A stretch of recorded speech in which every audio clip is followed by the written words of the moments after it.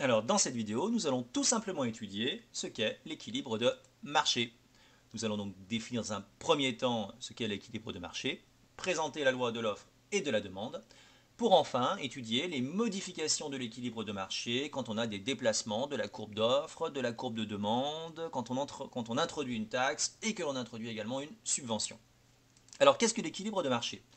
C'est tout simplement une situation dans laquelle le prix atteint un niveau tel que l'offre est égale à la demande. À l'équilibre de marché, les quantités offertes par les producteurs sont égales aux quantités demandées par les consommateurs. Alors, graphiquement, comment ça fonctionne? Donc en abscisse, on a toujours nos quantités, en ordonnée, notre prix. La demande, qui est une fonction décroissante du prix, et l'offre, qui est une fonction croissante du prix. On a notre point d'équilibre qui vient d'apparaître et qui est donc le point d'intersection entre les intentions d'achat, la demande, et les intentions de vente, en l'occurrence l'offre. On le note toujours Q étoile, P étoile. Alors, que se passe-t-il si par exemple on a un prix P1? Alors, en P1, donc, on va avoir une certaine quantité demandée et une certaine quantité offerte. On voit que la quantité pour P1 offerte est supérieure à la quantité demandée. On est donc en situation d'excès d'offre, de pénurie de demande, c'est la même chose. Dans ce cas-là, on dira que l'offre est rationnée. Ça veut dire qu'il n'y a pas assez de demande pour la satisfaire. Automatiquement, dès l'instant où l'on est en situation d'excès d'offre, pour pouvoir aboutir à une situation d'équilibre de marché, il va falloir que le prix diminue.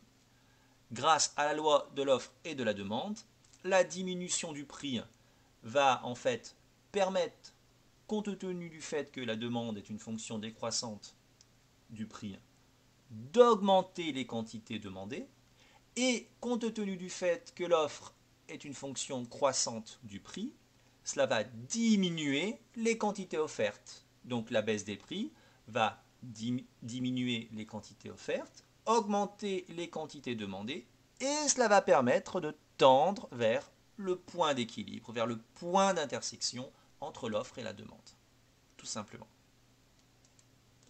De la même manière, que se passe-t-il si l'on est en P2?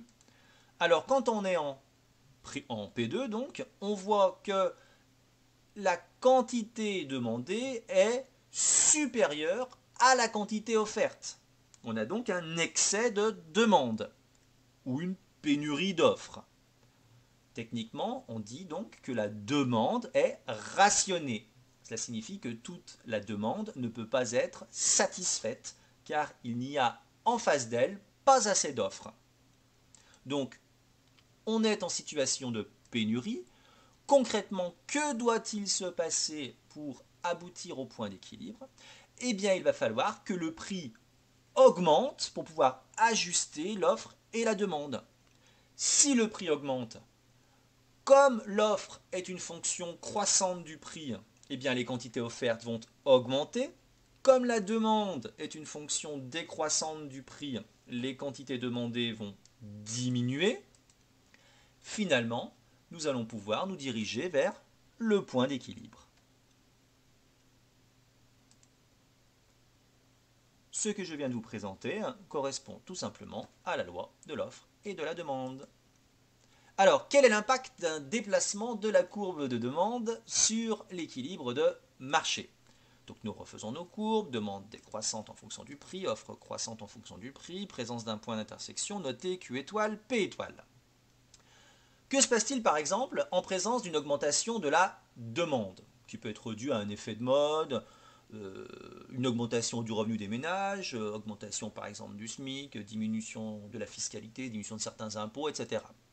Eh bien en fait, dès l'instant où la demande va augmenter, cela signifie que pour tout niveau de prix, les quantités en fait demandées seront plus élevées. Si pour tout niveau de prix, les quantités demandées sont plus élevées, automatiquement la courbe de demande va se déplacer vers la droite. on va avoir une nouvelle courbe de demande D', et donc un nouvel équilibre noté Q' étoile, P' étoile, qui correspondra au point d'intersection entre la courbe d'offre et la nouvelle courbe de demande. On remarque qu'au nouveau point d'équilibre, nous avons une augmentation du prix et une augmentation des quantités. De la même manière, nous pouvons également étudier la diminution de la demande, par exemple parce que les revenus vont diminuer à cause d'une explosion du chômage, par exemple parce qu'on a une baisse du prix des substituts qui va rendre finalement plus intéressant le fait d'acheter d'autres biens. Alors bien évidemment, une diminution de la demande, ça va signifier que pour tout niveau de prix, les consommateurs sont moins incités à acheter une certaine quantité d'un bien donné. Donc autrement dit que les quantités demandées vont diminuer, donc la courbe de demande va se déplacer vers la gauche de D à D secondes. On va avoir un nouvel équilibre noté Q seconde étoile, P seconde étoile. Ce nouvel équilibre, on l'obtient à l'intersection de la courbe d'offre et de la nouvelle courbe de demande notée Q seconde D. On voit qu'au nouvel équilibre, le prix diminue et les quantités diminuent également. De la même manière, on peut étudier les déplacements de la courbe d'offre sur l'équilibre de marché.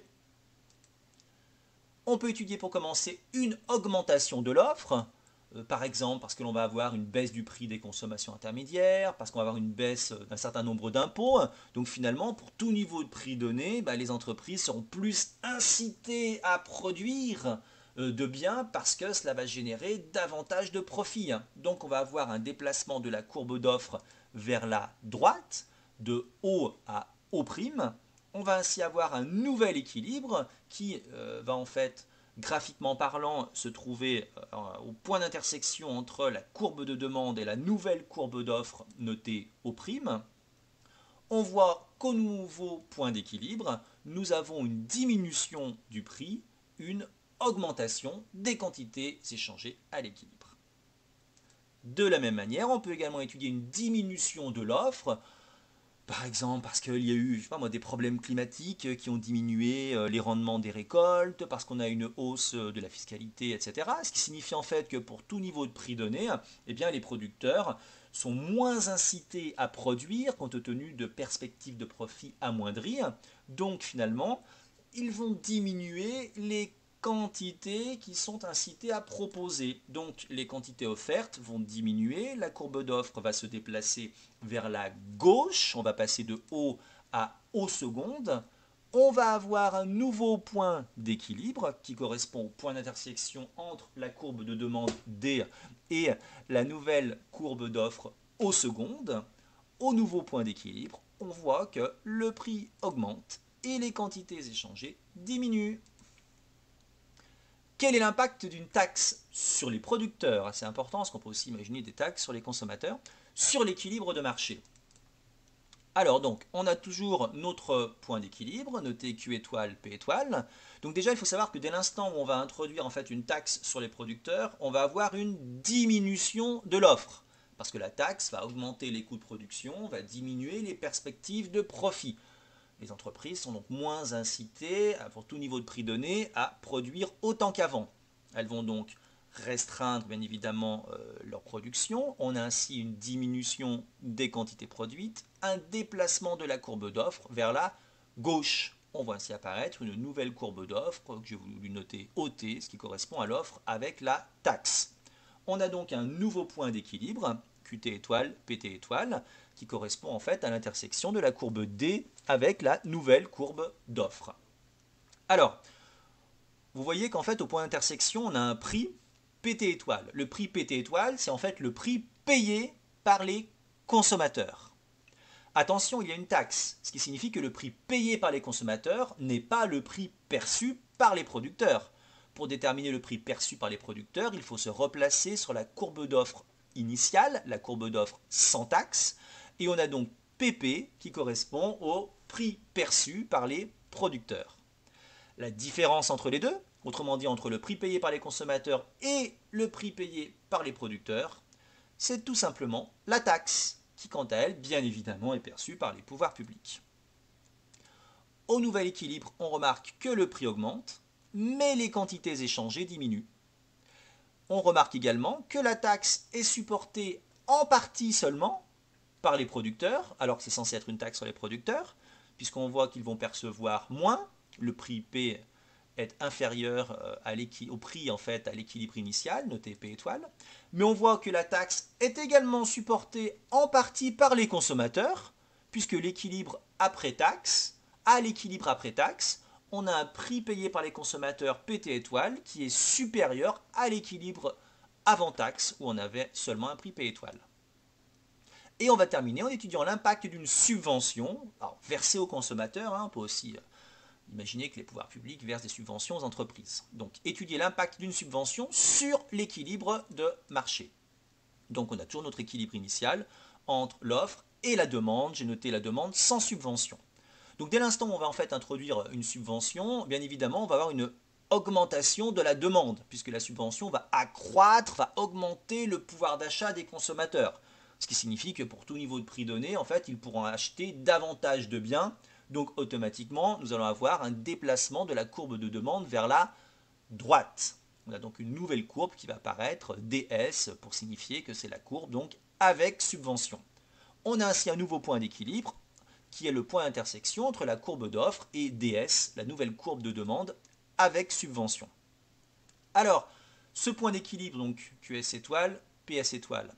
PS étoile. PS étoile, ça va correspondre au prix perçu par les producteurs. Attention, le prix perçu par les producteurs n'est pas le prix payé par les consommateurs, parce qu'il ne faut pas oublier que les consommateurs ont bénéficié d'une subvention. Les consommateurs, eux, vont payer PC. Autrement dit, pour déterminer le prix payé par les consommateurs, c'est tout simple. On prend les nouvelles quantités à l'équilibre, QS étoile, et on regarde le point d'intersection avec la courbe de demande initiale, autrement dit, la demande sans subvention.